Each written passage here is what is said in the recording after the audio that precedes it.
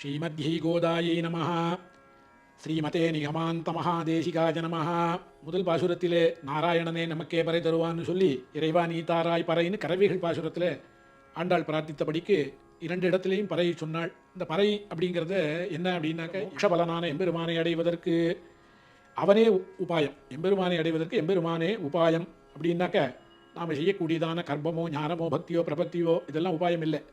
அவைகளெல்லாம் நமக்கு அதிகாரி விசேஷணமே அப்படின்றது தான் ஆண்டாள் அந்த பாசுரங்களில் சொன்னான். இந்த பாசுரத்தில் என்ன அப்படின்னாக்க அடைய வேண்டிய வழி அப்படிங்கிற பலன், உபாயம் உபேயம். உபாயம் என்பது பலன், உபேயம்ன்றது அதை அடைய வேண்டிய வழி, அடையக்கூடிய வழி. சிற்றம் சிறுகாலே வந்துன்னை சேவித்து உன் பொற்றாமரையடியே போற்றும் பொருள் கேளாய். பெற்றம்மை துண்ணும் குலத்தில் பிறந்து நீ குற்றேவல் எங்களை கொள்ளாமல் போகாது. இற்றைப் பறை கொள்வான் அன்று காண் கோவிந்தா எற்றைக்கும் ஏழேழ் பிறவிக்கும் உந்தன்னோடு உற்றோமே யாவும் உனக்கே நாமாட்செய்வோம் மற்ற இனம் காமங்கள் மாற்று அப்படிங்கிற. சிற்றம் சிறுகாலே வந்துன்னை சேவித்து. இப்போது முதல் பாசுரத்திலே நாம் பார்த்தோம் பின்மாலை உஷக்காலம் பின்மாலை அப்படிங்கிற காலத்தில் தான் இந்த வர்த்தந்தம் பண்ணணும்னு. இவ்வளோ காலங்காலத்தால் எழுந்து நான் உங்களுக்கு இடத்துல வந்திருக்கேனே, ஏ கண்ணா எதுக்கு வந்திருக்கேன்னு கேட்க மாட்டியா? சிற்றம் சிறுகாலே வந்து உன்னை சேவித்து. காலங்காலத்தில் வேறு வேலையெல்லாம் விட்டுவிட்டு இங்கேருந்து எழுந்து வந்து மார்கழி மாதத்தில் கோவிலுக்கு போகிறோம் அப்படின்னா பகவான் சேவை ஒன்று கிடைக்கிறது, முக்கியமானது. அது தவிர கோவிலில் எம்பெருமானுடையதான பிரசாதங்களும் கிடைக்கிறது பாருங்கள். டபுள் டக்கர் அப்படின்னு ஆங்கிலத்தில் சொல்லுவோம், டபுள் டக்கர் அப்படிங்கிறோம். இந்த மாதிரி ஒரு சந்தோஷம், பெருமாள் சேவை ஒன்று கிடைக்கிறது. உடனே பெருமாளுடைய பிரசாதங்களும் நமக்கு கிடைக்கிறது. காலங்காலத்தில் எழுந்ததுடைய பலன் என்ன அப்படின்னா பகவானுடைய சேவை, பகவானுடைய பிரசாதம், தீர்த்தங்கள். வைஷ்ணவ கோவிலாக இருந்தால் தீர்த்தங்கள், ஷடாரி இதெல்லாம் கொடுக்குற அளவுலையும் இதெல்லாம் நமக்கு அனுகிரகம் பண்ணுற அளவுலையும் அப்போது அது கிடைக்கிறது. சிற்றம் சிறுகாலே காலையிலிருந்து எழுந்து வந்தோமே இங்கே. சிற்றம் சிறுகாலே வந்து உன்னை சேவித்து, உன்னை சேவித்தோமே என்ன அப்படின்னு. உன் பொற்றாமரை அடியே போற்றும் பொருள் கேளாய். உன் பொற்றாமரை அடியை போற்றி நாங்கள் கேட்கக்கூடிய பொருளை எதுக்கு வந்தோம்ன்றதை அங்கேயே அர்த்தித்து வந்தோம்னு சொன்னா பாருங்க. அந்த மாதிரி இங்கே பொருள் கேளாய், எதுக்கு வந்திருக்கோன்னு கேட்க மாட்டியா? பெற்றம்மை துண்ணும் குலத்தில் பிறந்து.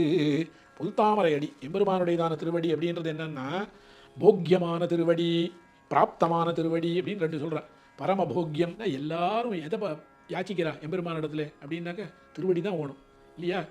எம்மா வீட்டு திறமும் செப்பம் நின் செம்மா பாத பற்பு தலை சேர்த்து ஒல்லை கைம்மா துன்பம் கடிந்த பிரானே அம்மா அடியேன் வேண்டுவது ஈதே அப்படிங்கிற ஆழ்வார். எம்மா வீட்டு திறமும் செம்மா பாத பற்பு உன்னுடையதான திருவடியை என் தலையிலே வைக்க வேண்டும். எப்படி வைக்கணும்னார்? கைம்மா துன்பம் கடிந்த பிரானே, யானையுடைய துன்பத்தை தீர்த்து வைத்தவனே நீ இல்லையா? அம்மா அடியேன் வேண்டுவது ஈதே அப்படிங்கிற. அம்மா அடியேன் எனக்கு நான் கேட்குறதெல்லாம் என்ன அப்படின்னா இந்த திருவடி சம்பந்தம் தான் தானே நான் கேட்குறேன். அந்த மாதிரி பொற்றாமரை அடியே போக்கியமானது, பாவனமானது, எல்லா விதத்திலேயும் உயர்ந்ததான திருவடி. போற்றும் பொருள் கேளாய், அதனுடைய அர்த்தத்தை எதுக்கோசரம் உன் திருவடியை போற்றுறோன்றது ஒரு காரணத்தை கேட்கக்கூடாதா? பெற்றம்மை துண்ணும் குலத்தில் பிறந்து அப்படின்னா எங்களுடைய வம்சத்திலே பெற்றம்மை துண்ணும் குலமான ஆய்ப்பாடியிலே பிறந்து எங்களுடையே பிறந்து நீ குற்றேவல் எங்களை கொள்ளாமல் போகாது அப்படிங்கிற. குற்றேவல் அப்படின்னா எங்களுடைய கைங்கரியத்தை நீ பெறாமல் போகக்கூடாது, எங்களுடைய கைங்கரியத்தை நீ ஏற்றுக்கணும். ஏன்னா இந்த முதல் பாசுரத்தில் சொல்லியிருக்கோம் எங்களுக்கு ஒன்றும் தெரியாது, எங்களுக்கு தெரிஞ்சதெல்லாம் நீ தானே நாங்கள் சொல்லியிருக்கோம். நீயும் சந்தோஷமாக சொல்லியிருக்கேன், இறைவா நீ தாராய் பறைன்னு நாங்கள் கேட்டிருக்கோம் முதல் பாசுரத்தில். இப்போது எங்கள் பறைன்றது இப்போ குற்றேவல்னா என்ன அப்படின்னா கைங்கரியம். கைங்கரியத்தை கேட்டால் அந்த கைங்கரியத்தை நீ கொடுக்குறேன்னு சொன்னையோ இல்லையோ, இப்போ இந்த கைங்கரியத்தை நாங்கள் பண்ணுவதற்கு தயாராக இருக்கிறோம். குற்றேவல் எங்களை கொள்ளாமல் போகாது, இல்லை எங்களை இப்படியும் வச்சுக்கலாம், எங்களை குற்றேவல் எங்களுடைய அடிமை, நாங்கள் உனக்கு அடிமை என்பதாகத்தானே சொல்லுகிறோம். இந்த அடிமையை நீ ஏற்றுக்கொள்ள வேண்டும், எங்களுடைய தாஸ்யமானதான அந்த கைங்கரியத்தை ஏற்றுக்கொள்ள வேண்டும். போகாது இற்றை பறை கொள்வான் அன்று காண் கோவிந்தா அப்படின்னா அந்தரங்க கைங்கரியங்கள், குற்றேவல் அந்தரங்க கைங்கரியங்கள், அந்த கைங்கரியங்கள் எல்லாம் ஏற்றுக்கணும். கொள்ளாமல் போகாது அப்படிங்கிற இல்லையா? ஒளித்திடில் நின் திருவானை கண்டாய் அப்படின்னு நம்மாழ்வார் சொல்கிற. அந்த மாதிரி அந்த திவ்ய தம்பதிகளின் மேல் ஆணையிட்டு பேசினார் போல ஆண்டாளும் பேசுகிறாளாம் இங்கே. என்ன இப்போ ஞானிகளுக்கு பகவத் கைங்கரியமே வசத்தி அப்படின்னு சொல்கிறார்.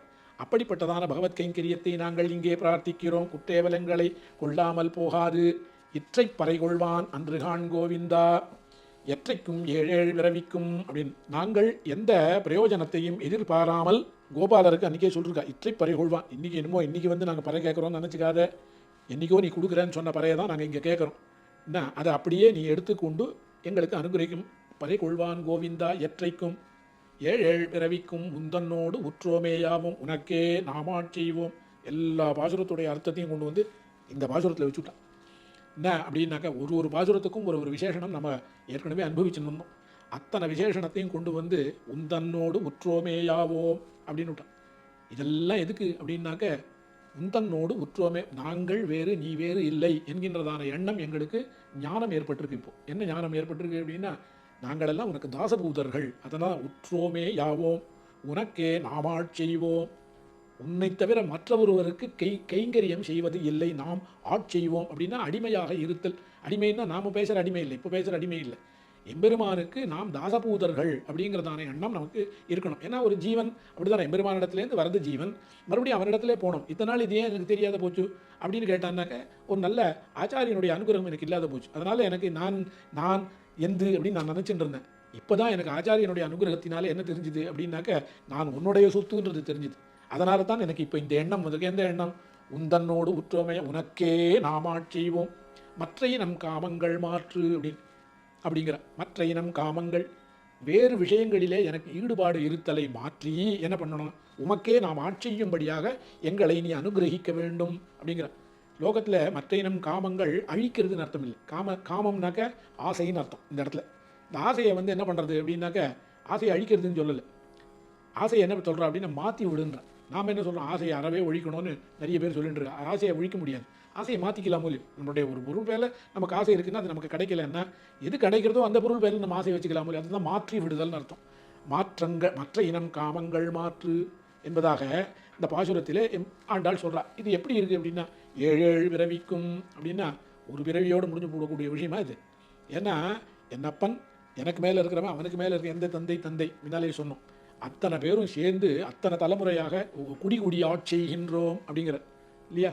எந்த தந்தை தன் மூப்பத்தப்பன் வழி ஆட்செய்கின்றோம், குடி ஆட்செய்கின்றோம் அப்படின்லாம் சொல்கிறான். அந்த மாதிரி குடியாக நாங்கள் உனக்கு ஆட்செய்யறதுக்கு காத்துருக்கோமே. அப்படிப்பட்ட மற்ற இனம் காமங்கள் மாற்று அப்படின்னா, லோக விஷயங்களிலே எங்களுக்கு எந்த ஒரு ஈடுபாடும் இல்லாதபடி செய்து உன்னுடைய கைங்கரியத்தையே நாங்கள் பிரார்த்திக்கும்படியாக நீ எங்களுக்கு அனுகிரகம் செய்ய வேண்டும். ஏன்னா நாம் கைங்கரியத்தை பிரார்த்தித்து பிரயோஜனம் இல்லை. பகவான் அந்த கைங்கரியத்தை உகந்து நாம் அந்த கைங்கரியத்தை அவனிடத்திலே பிரார்த்திக்கும்படியான அந்த மனோபாவத்தை நமக்கு ஏற்படுத்தி வேறு உலக விஷயங்களிலே நம்முடைய சிந்தனையை செல்ல விடாதபடி செய்ய வேண்டியதான பொறுப்பு எம்பெருமானுக்கு இருக்குது. இருக்குன்னு அது அவன் தான் சக்தன், அவனால் தான் பண்ண முடியும் இந்த காரியத்தை.